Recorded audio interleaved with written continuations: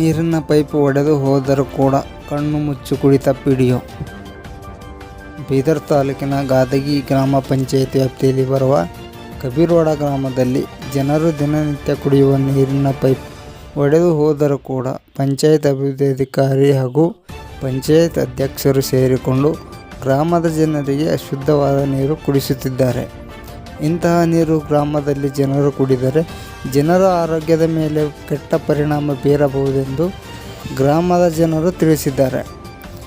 ಹಾಗಾಗಿ ಇಂಥ ಅಭಿವೃದ್ಧಿ ಅಧಿಕಾರಿಗಳ ಮೇಲೆ ತಕ್ಷಣವೇ ಸಂಬಂಧಪಟ್ಟ ಅಧಿಕಾರಿಗಳು ಇವರ ಮೇಲೆ ಕ್ರಮ ಜರುಗಿಸಬೇಕೆಂದು ಗ್ರಾಮಸ್ಥರು ಆಕ್ರೋಶ ವ್ಯಕ್ತಪಡಿಸಿದ್ದಾರೆ.